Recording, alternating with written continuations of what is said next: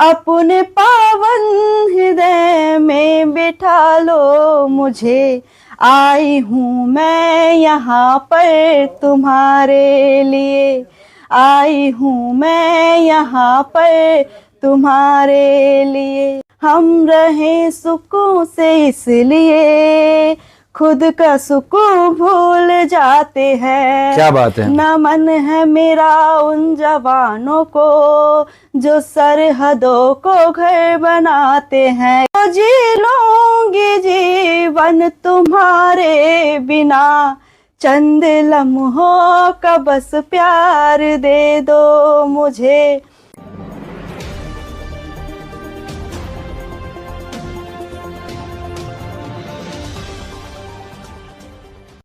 हसरत तो बहुत थी कि तुमसे मुलाकात हो, थोड़ी सही मगर बात हो, एक मुद्दत के बाद तुम्हारा दीदार हुआ है।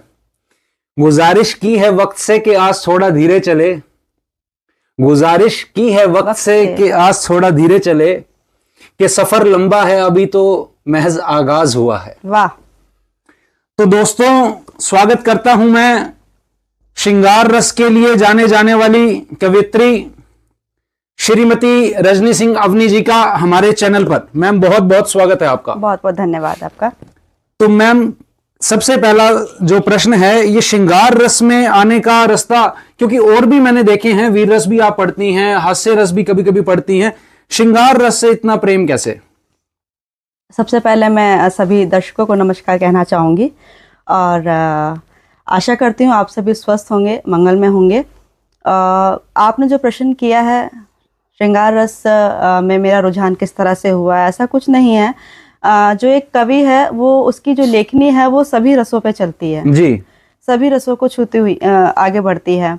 कहीं श्रृंगार रस ज़्यादा हो जाता है, कोई वीर रस की ओर ज़्यादा आकर्षित हो जाता है। तो मैंने भी जो है सभी रसों को लिखा हुआ है, ऐसा नहीं है। लेकिन मंचों पे जो मांग है आज की डेट में, वो कवित्री से श्रृंगार रस की मांग ज़्यादा होने लगी है। ऐसे भी मैंने कई मंच पढ़े हैं जहाँ मैंने श्रृंगार बिल्कुल नहीं छुआ है, मैंने ओज को पढ़ा है। और समसामयिक गीत भी मैंने लिखे हैं, समय के अनुसार जो ढल जाए उन गीतों को भी मैंने लिखा है जी। लेकिन श्रृंगार रस मैंने लिखा क्योंकि जीवन का एक उम्र, एक पड़ाव ऐसा आता है जहाँ ना चाहते हुए भी जो भावना है, जो आंतरिक जो भाव हैं, वो शब्दों के माध्यम से कविता बनकर के उभरने लग जाते हैं। तो पहले 4 मुक्तकों के साथ मैंने शुरुआत की और उसके बाद फिर धीरे धीरे गीत मैंने लिखने शुरू किए। मुझे नहीं लगता था कि मैं श्रृंगार रस जो है मंचों से पढ़ूंगी, लेकिन श्रोताओं की मांग और उनकी इच्छा ने श्रृंगार रस को ही ज़्यादा महत्व दिया, तो मैंने श्रृंगार रस ही पढ़ना शुरू किया मंच। जी। अब मैं श्रृंगार रस अगर देखता हूँ आज की डेट में, जो मुशायरे या कवि सम्मेलन हो रहे हैं, तो एक रूप जो है बदलता हुआ सा नजर आता है। एक जो मर्यादा हम कई बार देखते हैं वो छिन्न भिन्न सी भी कई बार होती हुई नजर आती है, आप देखती होंगी। तो उस बारे में आप क्या कहेंगी? क्या ये वक्त की डिमांड है या यूथ की डिमांड है या कल्चर ऐसा आ गया है? क्या इसमें डिफरेंस आया है? आप जिस तरह जो इशारा कर रहे हैं कवि मंचों पर, मैं समझ रही हूँ उसको भली भांति, लेकिन इसमें केवल कवि ही एक तरह से इसको आप जिम्मेदार नहीं ठहराएंगे। जो जनता है, जो पब्लिक होती है, जो श्रोता होते हैं, उनकी भी मांग रहती है। देखिए, आप इस तरह से देख सकते हैं, मैं इसमें किसी तरह का वाद नहीं चाहूँगी, इसको आप इस तरह से देख सकते हैं कि आज का जो जीवन है, जो आधुनिक जीवन है, वो बहुत उलझनों और परेशानियों से घिरा हुआ है। हर व्यक्ति किसी न किसी समस्या से खुद को घिरा हुआ महसूस करता है। तो कवि सम्मेलन में जब वो आता है तो सभी रसों का रसस्वादन तो लेता ही है, साथ में अगर कुछ मनोरंजन उसके लिए हो जाए जी, 1-2 मिनट का जी, तो मुझे नहीं लगता कि वो कुछ खराब है। हालांकि शब्दों की अपनी एक मर्यादा रहनी चाहिए मंचों पर, जो कि अभी तक मेरी नज़र में सभी कवि कवित्री रखते हैं मंचों से जी। अच्छा मैम, एक चीज और भी हम कहते हैं कि आजकल जो है ट्रेंड चल गया, जैसे बॉलीवुड सेलिब्रिटीज होते हैं तो बड़े बड़े कवि हैं और नाम आते हैं, बड़े बड़े चैनल्स पे भी जाते हैं, पॉलिटिकल पार्टीज से भी इन्वॉल्वमेंट कवियों कवियत्रियों के रहने लगे हैं। तो जब एक मिडिल क्लास से, छोटी फैमिली से हम स्टार्ट करेंगे, मैं आऊँगा आपकी फैमिली से और स्टार्टिंग पे भी, पर फिलहाल प्रश्न मैं ये करता हूँ, जब एक नीचे से ऊपर जाना शुरू करता है व्यक्ति, और खास करके एक महिला जब पहुंचने का प्रयास करती है तो क्या बीच में अड़चने आती हैं, माहौल बिगाड़ने की, टांग खींचने की, या कोई और नेगेटिव चीजें बीच में आती हैं क्या? मैं इसमें कुछ भी कहने से पहले मैं 4 पंक्तियां रखना चाहूंगी, जो भी जिस क्षेत्र में आगे बढ़ना चाहते हैं उनके लिए, जी। कि चल कर गिरना, गिर कर उठना, उठ कर फिर से चलना तुम। जी। चल कर गिरना, गिर कर उठना, उठ कर फिर से चलना तुम। राहों की हर विपदाओं से सीखो और संभलना तुम। बस उम्मीद न छोड़ो किंतु हर बाधा को तोड़ो तुम। मंजिल गर पानी है तुमको, मंजिल गर पानी है तुमको, तो चलना मत छोड़ो तुम। बहुत खूब मैडम। पानी है तुमको।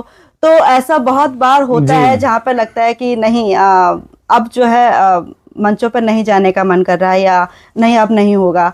लेकिन जब हम किसी का सहारा लेकर चलते हैं तो बहुत जल्दी गिर जाते हैं जी। लेकिन जब हम अपने आत्मविश्वास के साथ आगे बढ़ते हैं और अपने मेहनत के बल पर आगे बढ़ते हैं, मेहनत के बल पर, तो मुझे लगता है कि जो मंजिल है उसको पाना थोड़ा सा देरी से हो सकता है, लेकिन मिलती जरूर है। तो दोस्तों बड़ा सुंदर जो है कविता के माध्यम से संदेश दिया है कि जो चलता रहेगा निरंतर, धीरे धीरे भी चलता रहेगा, कदम दर कदम चलता रहेगा, वो मंजिल को पा जाएगा। पर जो निराश होकर के बैठ जाएगा, बाधाओं से डर जाएगा, तो वो टूट के बिखर जाएगा। बिल्कुल जी, बहुत सुंदर आपने जो है संदेश दिया।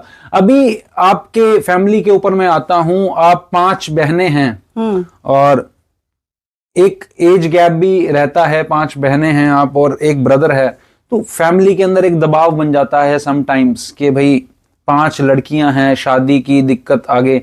हालांकि पिताजी आपके, जहां तक मैं जानता हूं, गवर्नमेंट सर्वेंट रहे हैं, तो फैमिली की तरफ से कभी ऐसा नहीं रहा कि भैया किस लाइन में आप चली गई हैं? हालांकि लोग अभी भी आज की डेट में मैं देखता हूं जाना पसंद नहीं करते हैं महिलाओं का, और एक मंच पर जाना, रात के टाइम प्रेजेंटेशन देना, लेट आना, तो वो परिवार की तरफ से क्या सपोर्ट रहा या दिक्कत परेशानी रही स्टार्टिंग में? देखिए विकास जी, ये नजरिया आपका है। सॉरी, विशाल। विशाल जी। जी। हो सकता है कि आपका नाम गलत रख दिया गया होगा। अगर मेरे मुंह से विशाल बाबर निकल रहा है तो वही नाम आपका रहा होगा। तो आपने जिस चीज का जिक्र किया है वो नजरिया आपके साथ ही अनेकों लोगों का नजरिया है जी। बात ये नहीं है कि 5 बहनें हैं या एक बेटी या 5 बेटी होने की बात नहीं है। बात जब होती है कि रात में वाकई में जब किसी काम से कोई भी लड़की देरी से अगर घर जाती है, मंचों से ही, मैं कवि सम्मेलन की ही बात नहीं कर रही, इसके तरह भी बहुत सारे क्षेत्रों में इस तरह की बात निकल के आती है, तो अधिकतर लोगों के दिमाग में यही सवाल आता है कि ऐसा क्या काम हो रहा है जो रात में देरी से घर में जाना हो रहा है। हाँ, तो मेरे साथ भी यही हुआ। हालांकि मेरा जन्म दिल्ली से ही हुआ है, मेरा परिवार दिल्ली से ही है, लेकिन जब मैंने मंचों पे जाना शुरू किया तो मुझे थोड़ा लेट घर में जाने में हो जाया करता था। मैं 10-11 बजे तक मैं घर में जब घुसती थी तो मेरे पेरेंट्स भी कहा करते थे कि ऐसे इस तरह की क्या मंच हैं, ये कवि सम्मेलन क्या होता है, क्या तुम पढ़ने जाती हो, क्या तुम करने जाती हो, ये नहीं समझ में आता है। तो बहुत उनको टाइम लगा ये चीज़ समझने में, इस चीज़ को, इस हुनर को समझने में कि ये एक विद्या है, ये एक देवी का वरदान है जो हर किसी के बच्चे को नहीं मिलता है। उनकी बेटी को ये प्राप्त हुआ, तो जब उनको धीरे धीरे ये पता चला कि इसमें उनकी बेटी को बहुत सम्मान मिल रहा है, बेटी के साथ उनके माता पिता को भी बहुत सम्मान मिल रहा है, तो वो बहुत गर्व की अनुभूति से उन्होंने फिर मेरा साथ दिया। जी। अभी तो आप जो है मैरिड लाइफ में हैं, हाँ। तो पति देव की तरफ से कभी ये चीजें नहीं आती हैं कि भाई आप जा रहे हैं, और पुरुष वर्ग भी वहां होता है, और मैं कहता हूं मंच संचालक के साथ भी नोक झोंक कभी कभी होती है, या अब पति देव को भाई ऐसा हो गया है कि भाई कॉमन है, कोई ऐसा वो नहीं है फ्रेज, या स्टार्टिंग में कोई दिक्कत कभी रही हो उस प्रकार की? नहीं, बात स्टार्टिंग की अगर बात करेंगे, शादी के कुछ साल बाद तक मैं मंचों से दूर रही थी। अच्छा, हाँ। तो पति देव परहेज करते थे तब? उनको समझने में थोड़ा उनको भी समय लगा था। हालांकि अच्छा। उनको पता था कि मंच करती हूँ, लेकिन ये एक निजी निर्णय मेरा रहा था। उनका इसमें किसी तरह की आनाकानी नहीं थी कि आप मंचों पे ना जाएं, निजी निर्णय मेरा था। मैं एक स्त्री, एक नारी होने के नाते मैं हर एक जो जीवन में होने वाले हर एक भाव है उसको बहुत ही ईमानदारी के साथ जीना चाहती थी। तो मुझे लगा शादी हुई है तो अब जो पारिवारिक जीवन है उसको बहुत अच्छे से एंजॉय किया जाए, उसको आनंद के साथ जिया जाए। तो मैंने पूरा समय दिया। धीरे धीरे जब समय देते हैं तो फिर जीवन में एक बच्चे का आगमन होता है। उसके बाद मैंने एक माता की जिम्मेदारी, एक माँ की जिम्मेदारी को बखूबी निभाया। और मैंने तकरीबन शादी के 3 साल तक मैं मंचों पे बिल्कुल नहीं रही। मैंने पूरी तरह से परिवार और जिम्मेदारी और अपनों के बीच उनकी सेवा संभालते हुए मैंने अपनी जिम्मेदारी को निभाया। ऐसा होता है, मैं देखता हूँ जैसे कोई कवि है या साहित्य से जुड़ा हुआ व्यक्ति है या कोई मेरे जैसा ऐसा व्यक्ति है जिसे लोगों से बात करना या घुलना मिलना पसंद रहता है कि चर्चाएं होती रहनी चाहिए, उसे कहते हैं। कुछ लोग कहते हैं भाई वक्ता है और कुछ कहते हैं बड़बोला भी है भाई बहुत बोलते हैं ये लोग।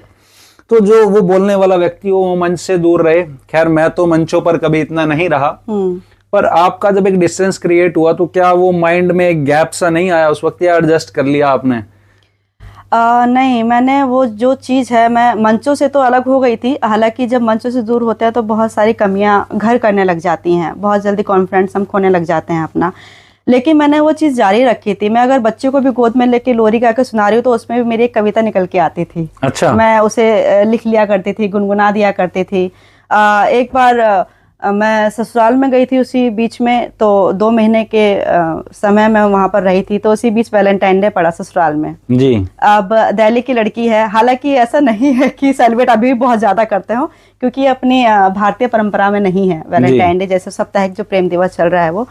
तो जब वहाँ मैं अपने ससुराल में गई तो वहाँ ये साप्ताहिक दिवस प्रेम दिवस चल रहे थे। तो मेरे अंदर एक कविता निकल के आई, तो वो मैंने फिर फेसबुक पर डाली, लोगों ने बहुत पसंद करी। एक साधारण सी स्त्री की कविता निकल के आती है कि चॉकलेट खाने का मन हुआ तो गुड़ खा रही हूँ, मैं अपने रिश्तों के साथ वैलेंटाइन डे मना रही हूँ जी। सास ससुर की नज़र से नज़रें मिलाते हुए अपने साजन संग नजरें मिला रही हूँ, मैं धीरे धीरे फिल्मी गानों को गुनगुना रही हूँ जी हाँ, मैं कुछ इसी तरह वैलेंटाइन डे मना रही हूँ। तो इस तरह की कविता निकल के आई थी, वो मैंने फेसबुक पे डाली तो बहुत लोगों ने पसंद किया था। एक साधारण शब्दों में एक साधारण भावना को मैंने व्यक्त किया था। तो इस तरह से मैं जो है अपनी कविता को मैंने लिखना जारी रखा माहौल के अकॉर्डिंग। ऐसा कहते हैं कि चॉकलेट और फूल देकर के वैलेंटाइन मनाते हो और बॉर्डर पे खड़े शहीदों को क्यों भूल जाते हो। तो पुलवामा अटैक की मैं बात करूंगा तो शायद 14 फरवरी का ही वो दिन था, तो आप उस चीज पर क्या कहेंगी? मैंने अभी वो तो हमारे देश के वो शहीद हुए और फौजी वो लोग हैं जिनके कारण मैं ऐसा समझता हूँ हम चर्चा भी कर पा रहे हैं। तो बॉर्डर पे जो फोर्सेस खड़ी हैं उनके कारण। और आज का जो यूथ है, मैं देखता हूँ ये जो वीक चल गया एक, ये साप्ताहिक भागवत अगर चले तो वो ज्यादा बेहतर नहीं, और साहित्यिक प्रोग्राम चले। और क्या आपको लगता है कि वैलेंटाइन, मैं कटाक्ष नहीं कर रहा हूँ, नहीं, पर ये वेस्टर्न जो कल्चर आया या पश्चिमी सभ्यता जो आई, उन्होंने कहीं ना कहीं हमारी जड़ों को, साहित्य को हिला दिया? देखिए, भारतीय संस्कृति इतनी सरल नहीं है कि कोई भी आके उसे हिला जाए जी, है ना। बहुत हमारी जो जड़ें हैं बहुत मजबूत हैं। आप एक तरफ देश प्रेम की बात कर रहे हैं, देशभक्ति की बात कर रहे हैं, एक तरफ आप कह रहे हैं कि वैलेंटाइन डे जैसे जो दिवस आ रहे हैं वो भी बहुत तेजी से लोग जो है उस पर इच्छा ले रहे हैं जी। मैंने पहले भी अभी जो आपने प्रश्न किया था, पहले या दूसरा प्रश्न था, मैंने इस चीज को जिक्र किया था आपसे कि मनोरंजन एक अलग विषय है जी। देशभक्ति से आप तुलना वैलेंटाइन डे से नहीं कर सकते, देशभक्ति की तुलना।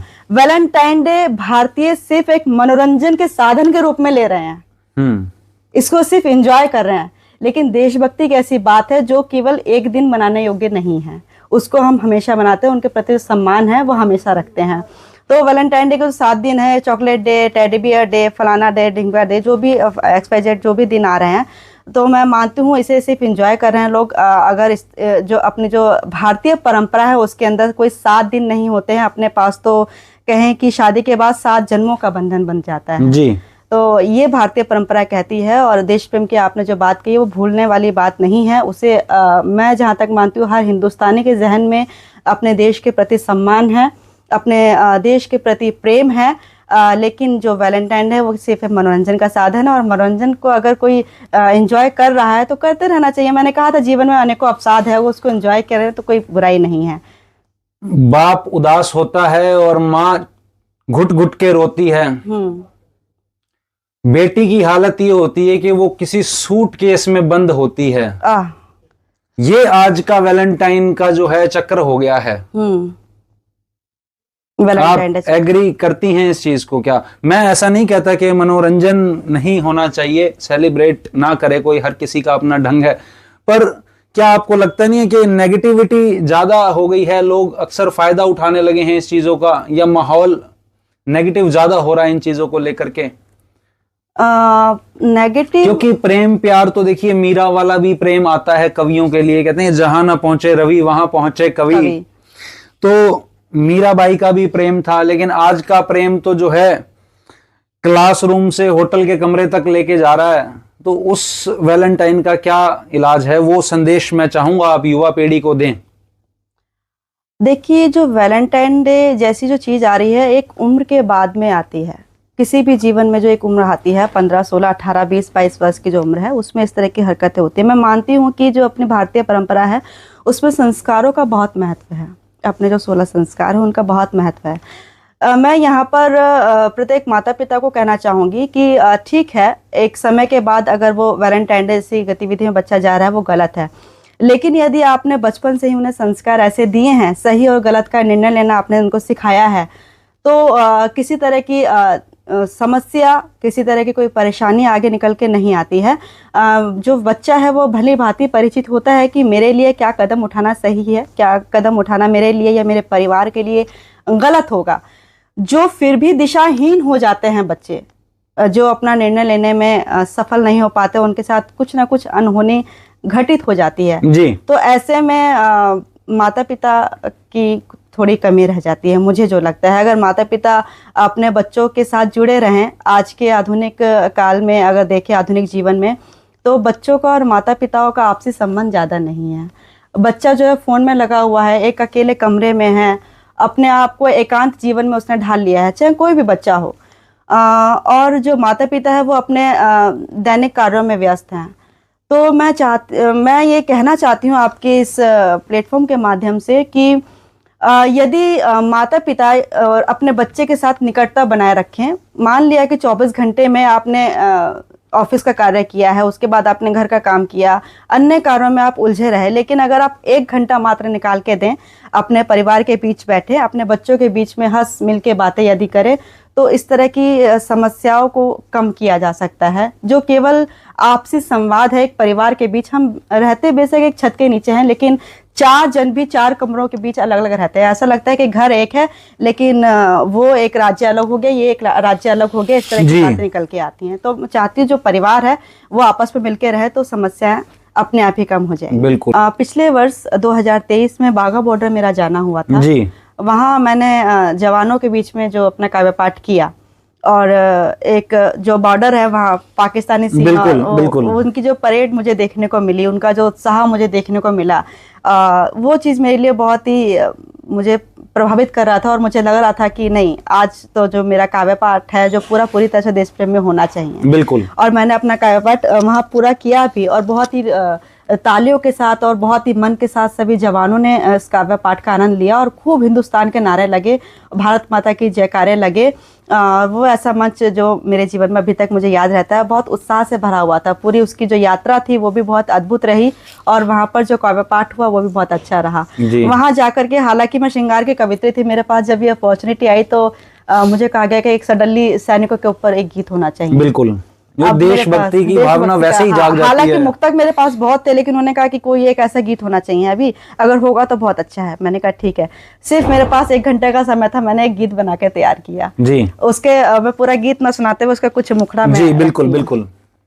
कि जो हमारे जवान हैं वो अपनी ड्यूटी कितनी ईमानदारी के साथ निभाते हैं, और किस तरह से देश सेवा में लग जाते हैं अपना परिवार सब छोड़ते हुए। इसी पर मेरा एक गीत होता है कि जी। नमन है मेरा उन जवानों को जो सरहदों को घर बनाते हैं, हम रहे सुकून से इसलिए, हम रहे सुकून से इसलिए, खुद का सुकून भूल जाते हैं। क्या बात है। नमन है मेरा उन जवानों को जो सरहदों को घर बनाते हैं। इसका एक बंद मेरा बहुत प्रिय है कि याद तो आती ही होंगी माँ की लोरियां, उन्हें याद तो आती ही होंगी माँ की लोरियां। गाँव का बचपन वो बचपने की बोलियां, अरे गाँव का बचपन वो बचपने की बोलियां। 1 रुपए में वो 8 मीठी गोलियां, अब है सरहदों पे अनगिनत सी गोलियां। गोलियों के शोर में ही जो, गोलियों के शोर में ही जो होली दिवाली मनाते हैं।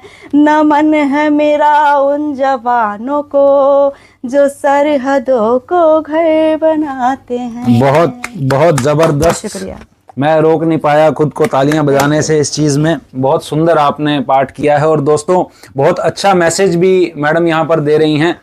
हमेशा उन शहीदों को और जो हमारे फौजी हैं उनकी रिस्पेक्ट हमें करनी चाहिए, उनको नमन हमेशा हमें करते रहना चाहिए, क्योंकि उनके कारण ही जो है हम यहाँ सुरक्षित हैं। अभिव्यक्ति की आज़ादी की जो बात होती है वो उन फौजियों के कारण ही है।